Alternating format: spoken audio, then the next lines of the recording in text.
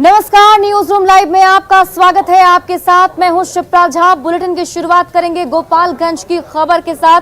गोपालगंज में social media पर एक वीडियो काफी तेजी से वायरल हो रहा है, जिसमें कुछ युवक हाथ में पिस्टल लेकर डांस करते हुए नजर आ रहे हैं। डीजे की धुन पर तीनों युवक जमकर डांस कर रहे हैं और तीनों युवक के हाथ में पिस्टल है और तीनों युवक नशे में दिखाई दे रहे हैं। बताया जा रहा है कि गांव में तिलक समारोह था। मेहमान जब विदा हुए तो उसके बाद इन युवकों ने वहां जमकर डांस किया और हथियार भी लहराए। आपके टीवी स्क्रीन पर वो वायरल वीडियो है। देखिए किस तरीके से यहाँ पर तीनों युवक जो हैं डीजे की धुन पर डांस करते हुए नजर आ रहे हैं और एक एक हाथ में आपको वो पिस्टल भी दिखाई दे रहा होगा। तीनों ही युवक के हाथ में 3 पिस्टल हैं और वो नशे की हालत में भी नजर आ रहे हैं और तीनों ही युवक डीजे की धुन पर डांस करते हुए आपको नजर आ रहे होंगे। फिलहाल पुलिस जो है इस पूरे मामले की जांच में जुटी हुई है, पता लगाने की कोशिश की वायरल वीडियो कहां का है, कब का है, लेकिन इससे ये साफ नजर आ रहा है कि लगातार प्रशासन की सख्ती के बावजूद भी कोई भी असर इन युवकों पर नहीं हो रहा है। तो गोपालगंज से आपको ये बड़ी खबर बता रहे हैं, जहां सोशल मीडिया पर तेजी से वीडियो वायरल हो रहा है। तिलक समारोह का ये वीडियो बताया जा रहा है, जिसमें 3 जो लड़के हैं वो डीजे की धुन पर हाथ में पिस्टल लेकर डांस करते हुए नजर आ रहे हैं। हमारे साथ हमारे सहयोगी गोविंद अधिक जानकारी के साथ जुड़े हुए हैं। गोविंद, वीडियो को लेकर क्या कुछ जानकारी, क्या पता चल पाया कि वीडियो कब का है और जो 3 युवक उसमें डांस करते हुए दिखाई दे रहे हैं, क्या उनकी पहचान हो पाई है?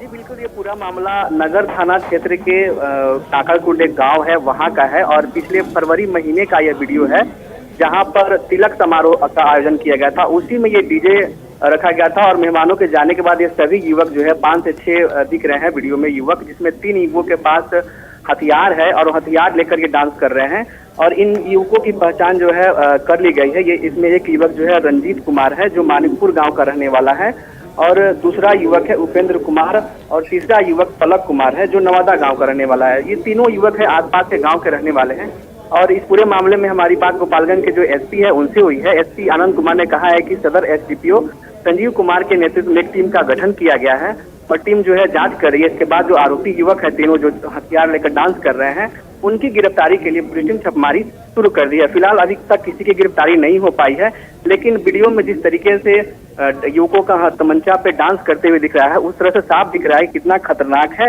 यदि जरा से भी लापरवाही हुई और ट्रिगर दबा तो एक बड़ा हादसा हो सकता है। जी बहुत बहुत शुक्रिया तमाम जानकारी के लिए गोविंद। बढ़ते आगे, अगली खबर सिवान से है, जहां पर संदिग्ध परिस्थिति में 3 लोगों की मौत हो गई है और आनन फानन में परिजनों ने 2 शव का अंतिम संस्कार भी कर दिया है। तो बड़ी खबर आपको सिवान से बता रहे हैं, जहां पर 3 लोगों की संदिग्ध परिस्थिति में मौत हुई है, जिसमें जानकारी के मुताबिक बताया यह जा रहा है कि 2 शवों का परिजनों ने अंतिम संस्कार कर दिया है और फिलहाल पुलिस जो है मौके पर मौजूद है, जानकारी जुटाने की कोशिश। दरौंदा के ढेबर गांव की घटना है, जहां पर पुलिस फिलहाल इस पूरे मामले को लेकर जांच कर रही है।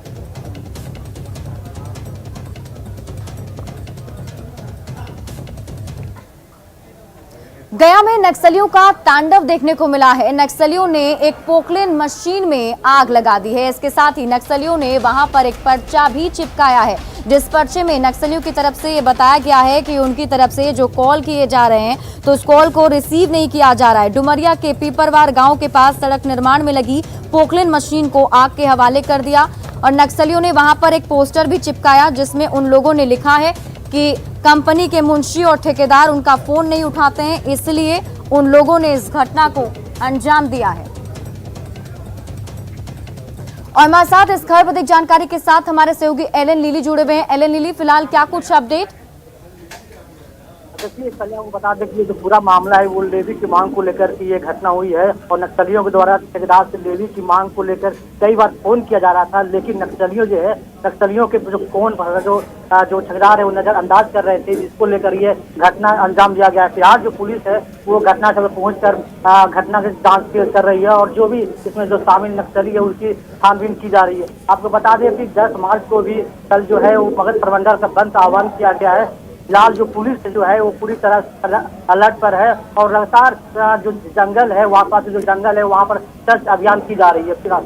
जी बहुत बहुत शुक्रिया तमाम जानकारी के लिए एलन लीली। बढ़ते हैं आगे और अब बात मधुबनी की। मधुबनी में डकैती की गई है। व्यवसायी के घर पर भीषण डकैती की वारदात को अंजाम दिया गया है और जब व्यवसायी के घर वालों की तरफ से उनका विरोध किया गया तो वहां पर डकैतों ने बम विस्फोट भी किया है। बम विस्फोट में व्यवसायी का पुत्र जो है वो जख्मी हो गया है। वहीं वारदात के बाद इलाके में दहशत का माहौल है। फिलहाल पुलिस बदमाश को पकड़ने की कोशिश कर रही है और पुलिस जितने फरार बदमाश हैं उनकी तलाश में जुटी हुई है।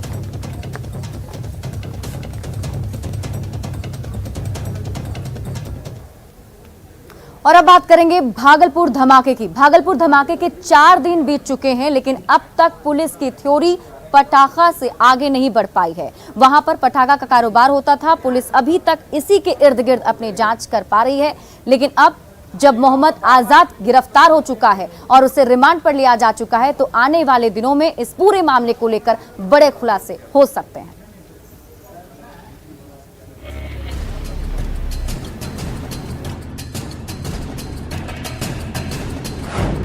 मोहम्मद आजाद खोलेगा धमाके का राज। 3 दिनों के रिमांड पर मोहम्मद आजाद। ये है भागलपुर धमाके का सबसे बड़ा किरदार मोहम्मद आजाद, जिसने धमाके के 3 दिनों बाद सोमवार को भागलपुर कोर्ट में सरेंडर कर दिया, जिसके बाद कोर्ट ने मोहम्मद आजाद को 3 दिनों की रिमांड की मंजूरी दे दी। आजाद के लिए रिमांड पर लेने के लिए हम लोगों ने अर्जी दी थी कोर्ट में, जो मंजूर हो गई है। अब इनको रिमांड पर लेकर पुलिस थाना पर लाया जाएगा और फिर जो कुछ जानकारी हम लोगों से चाहिए उसके बारे में पूछताछ की जाएगी और उम्मीद है कि इससे अनुसंधान को एक गति मिलेगी। दरअसल भागलपुर में गुरुवार की रात काजवली चक इलाके में चल रहे अवैध पटाखा फैक्ट्री में धमाका हुआ था, जिसमें 15 लोगों की मौत हो गई थी। हैरान करने वाली बात यह है कि ये फैक्ट्री कई सालों से चल रही थी। जिस घर में धमाका हुआ था वो घर मोहम्मद आजाद का ही था। मोहम्मद आजाद ने ही लीलावती देवी को घर किराए पर दिया था। घटना के बाद से ही मोहम्मद आजाद फरार चल रहा था। भागलपुर धमाकों को रोकने में नाकाम बिहार पुलिस अब धमाके के बाद हरकत में है। लगातार जांच अभियान चल रहा है। छापेमारी के दौरान हबीबपुर थाना क्षेत्र के सरदारपुर गांव में 2 गोदामों से भारी मात्रा में पटाखे बरामद किए गए हैं। हबीबपुर थाना के सरदारपुर में जो है टाटा ट्रांसपोर्ट जो है उसमें जो भारी संख्या में जो है यहाँ पर पटाखे मिले हैं, जिसे पुलिस की टीम लगातार जो है यहाँ पर उसका गहन छानबीन कर रही है। काफी संख्या में 2 गोदामों में जो है ये ट्रांसपोर्ट के पटाखे मिले हैं। भागलपुर धमाके के बाद जाहिर तौर पर पुलिस पहले से चौकस है। उम्मीद है कि मोहम्मद आजाद के जरिए भागलपुर धमाके का पूरा सच सामने आएगा। न्यूज़ 18 के लिए भागलपुर से विकास सिंह और आशीष रंजन की रिपोर्ट।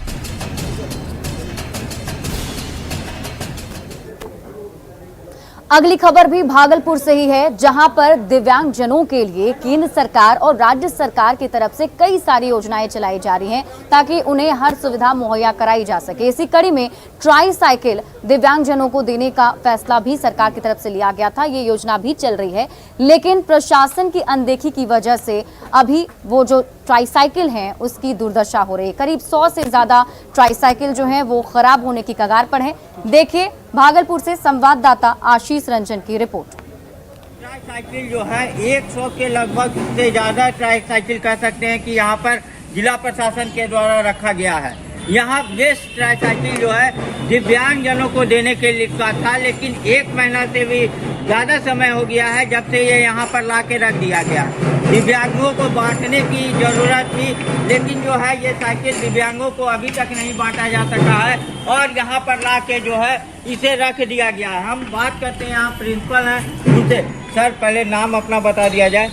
विष्णुदेव शाह। कब से ट्राई साइकिल रखा हुआ है सर? 1 महीने से रखा हुआ है। किन लोगों ने रखवाया है? हमारे विभाग के जो है अधिकारी, उन्होंने यहाँ पर कई जगह से ला करके यहाँ पर रखे हैं सुरक्षित के लिए। सुरक्षित है सर, खुले आकाश के नीचे है, काफी सड़ भी गया है।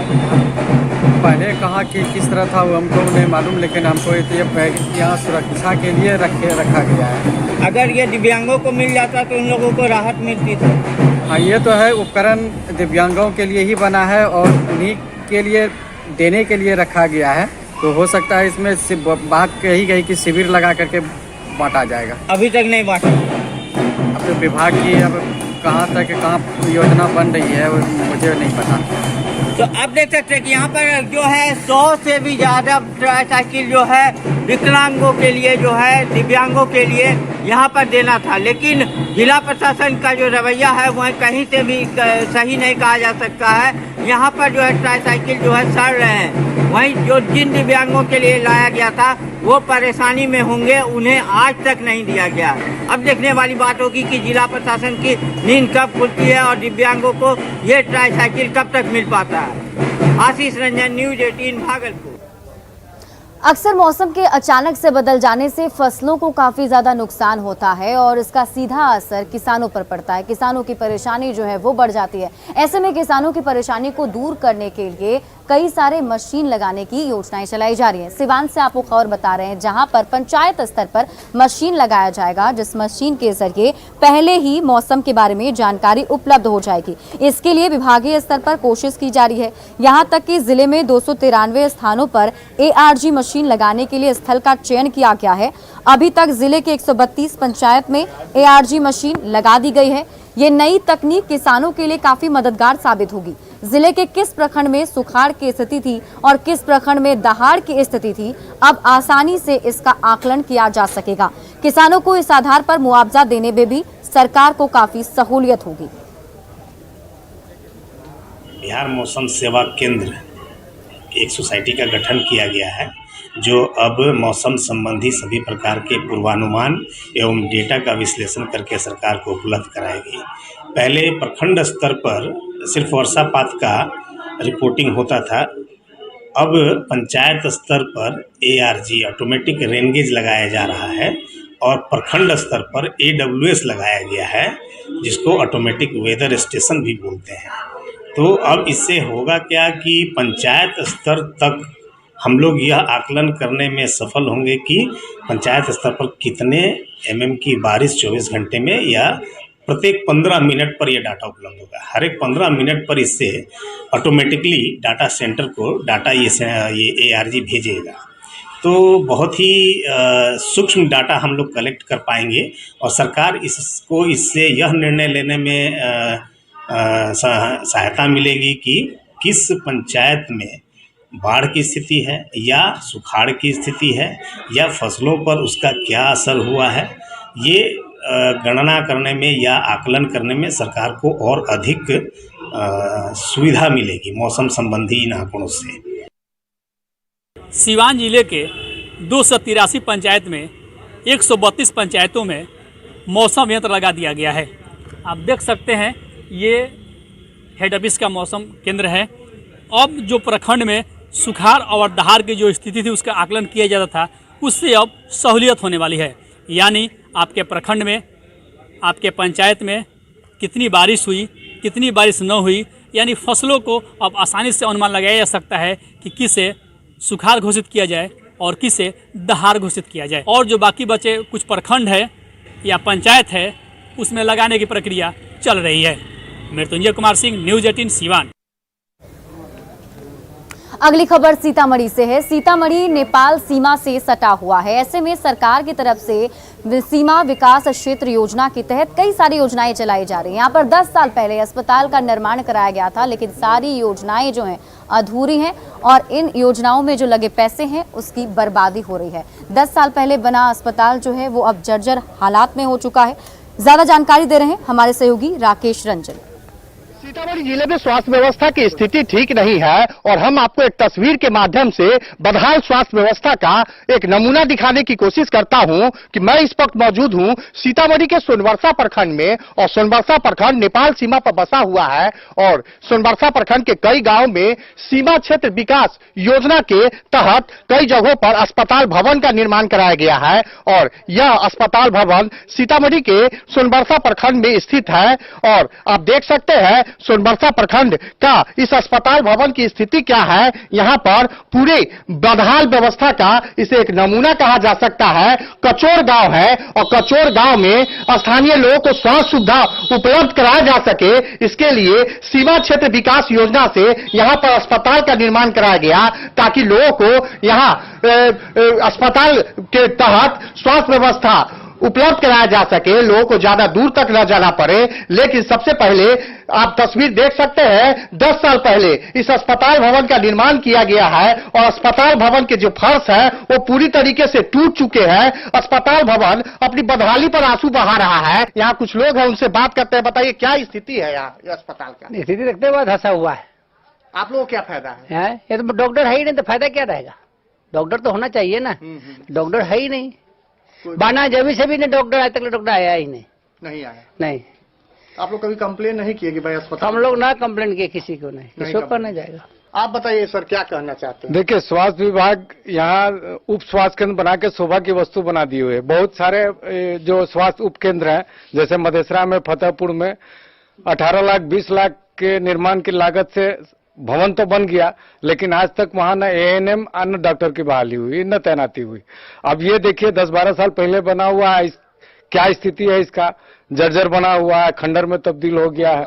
तो आप तस्वीर देख सकते हैं, सीतामढ़ी के सोनबरसा प्रखंड के कचोर गांव की यह तस्वीर है। स्वास्थ्य व्यवस्था को बदहाल का ये जो रूप है स्वास्थ्य व्यवस्था की बदहाली का, उसे आप देख सकते हैं कि किस तरीके की यहाँ का नजारा है। लाखों रुपए सरकार ने खर्च किए, लेकिन बेहतर स्वास्थ्य व्यवस्था लोगों को नहीं मिल पा रहा है। राकेश रंजन, न्यूज 18, सीतामढ़ी। खगड़िया के सीढ़ी घाट पर कभी भी बड़ा नाव हादसा हो सकता है, क्योंकि यहाँ पर जो लोग हैं वो जिस नाव से सवारी करते हैं उसे वो रस्सी से चलाते हैं।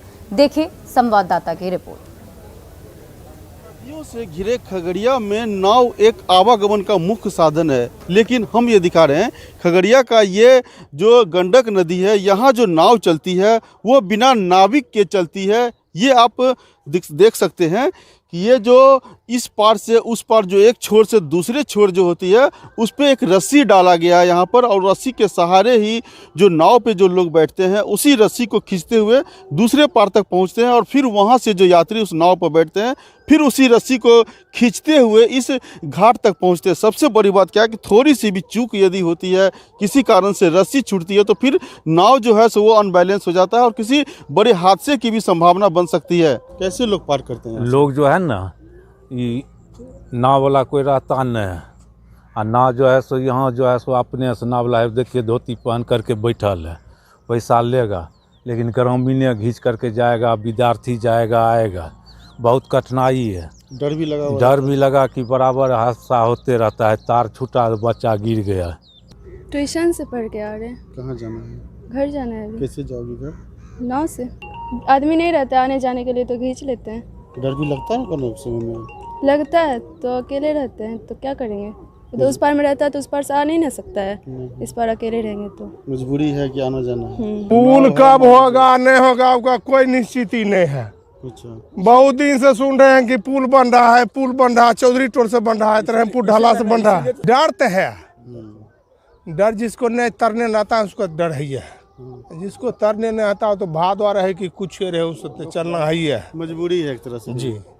तो जाहिर है लोग मजबूरी में इसी नाव के सहारे आवागमन करने को मजबूर हैं। जो रस्सी है वो आप साफ तौर पर देख सकते हैं, एक छोर से दूसरे छोर पर बंधा हुआ है और उसी के सहारे आवागमन कर रहे हैं। ऐसे में जिला प्रशासन से लेकर के जो नाविक है उनको भी यह समझना होगा कि नाव पे नाविक होना जरूरी है, जिससे कि किसी भी बड़ी हादसा को होने से रोका जा सकता है। दिग्विजय कुमार, न्यूज 18 खगड़िया। और इसी बीच बड़ी खबर आपको गोपालगंज से बता दें, जहां बड़ा बम धमाका हुआ है। गोपालगंज से ये बड़ी खबर आपको बता रहे हैं, यहां बड़ा बम धमाका हुआ है। पटाखा बनाने के दौरान ये बम धमाका हुआ है, जिसमें एक की मौत हो गई है, कई लोग घायल हैं। फुलवरिया थाना क्षेत्र की घटना बताई जा रही है। अलीम मियां मृतक बताया जा रहा है। घटनास्थल के लिए अभी एसपी जो है वो मौके के लिए रवाना हो चुके हैं। तो गोपालगंज से ये बड़ी खबर आपको बता रहे हैं, जहां पर बड़ा बम धमाका हुआ है। जानकारी के अनुसार पटाखा बनाने के दौरान बम धमाका हुआ, जिसमें एक की मौत हो गई है और कई लोग इसमें घायल बताए जा रहे हैं। फुलवरिया थाना क्षेत्र की घटना है। जो मृतक है उसका नाम अलीम मियां बताया जा रहा है और घटनास्थल के लिए फिलहाल पुलिस की टीम रवाना हो चुकी है। खुद एसपी घटनास्थल पर पहुंचने के लिए रवाना हो चुके हैं। तो एक के बाद एक देखिए, अगर आप देखेंगे तो कुछ ही दिन पहले, करीब 4 दिन पहले ही भागलपुर में भी एक बड़ा बम विस्फोट हुआ था। उसमें भी पटाखा कारोबारी के घर पर ही बम विस्फोट हुआ था। और अब ये दूसरी खबर गोपालगंज से आज सामने आई है, जहां पर बड़ा बम धमाका हुआ है। हमारे साथ अधिक जानकारी के साथ हमारे सहयोगी गोविंद जुड़े हुए। गोविंद, क्या कुछ जानकारी? देखिए, ये पूरा मामला जो है फुलवरिया थाना क्षेत्र के बथुआ बाजार की है, जहां पर आज बस 5 से 10 मिनट पहले एक बड़ा बम धमाका हुआ है और इस धमाके में एक व्यक्ति की मौत हो चुकी है और कई लोगों के घायल होने की सूचना मिल रही है। इसके अलावा जो मकान है, जिस मकान में धमाका हुआ है, वह मकान पूरी तरीके से धराशायी हो गया है और इतनी तेज धमाके की गूंज थी कि तकरीबन 30 से 40 किलोमीटर की दूरी तक सुनाई दी है। इस पूरे घटना की जांच के लिए फुलवरिया थाने की पुलिस घटनास्थल के रवाना हो गई है। इसके अलावा आसपास के 5 थानों की पुलिस घटनास्थल पर बुलाए गए हैं। इसके अलावा जो एसपी हैं गोपालगंज के आनंद कुमार, वे भी घटनास्थल के लिए रवाना हो गए हैं। इस पूरे मामले में हमारी बातचीत गोपालगंज के एसपी आनंद कुमार से हुई है। एसपी ने कहा कि यह पूरा मामला एक संदिग्ध है और धमाके की गूंज इतनी तेज थी कि आसपास के इलाके के लोगों में भी दहशत व्याप्त है और पूरे मामले की जांच के लिए पटना और मुजफ्फरपुर से एफएसएल की 2 टीमें बुलाई जा रही है। इसके अलावा ये मामला आतंकी गतिविधि से भी जुड़ा हो सकता है, इसलिए एटीएस की टीम भी बुलाई जा रही है घटनास्थल पर। फिलहाल एसपी जो है घटनास्थल के लिए रवाना हो चुके हैं और पूरे मामले की जांच की जा रही है कि यह धमाका किस तरह से था और जो बारूद था वो कहां से आया था। क्या पटाखा फैक्ट्री था जहां पर ये धमाका हुआ, वहां पर क्या पटाखा बन रहा था या फिर कुछ और मामला है? फिलहाल पुलिस पूरे मामले की जांच में जुटी हुई है, लेकिन ये पूरी तरीके से वहां के जो आसपास का इलाका है वहां के लोग दहशत में है। इसके अलावा जो जहां पर धमाका हुआ है, जो घटनास्थल है, उसके तकरीबन 200 मीटर की दूरी में पुलिस ने घेराबंदी करने की तैयारी शुरू कर दी है और जो लोग हैं वहां पर उनके जाने पर वहां पर रोक लगा दी गई है। और इस धमाके में जिस व्यक्ति की मौत हुई है उसका नाम अलीम मियां बताया जा रहा है, जो 55 साल का है और मृतक जो है इसका एक बेटा है अख्तर आलम। जी, आप इस खबर पर नजर बनाए रखिए। गोविंद, वापस भी आपसे अपडेट लेंगे। बहुत बहुत शुक्रिया तमाम जानकारी के लिए।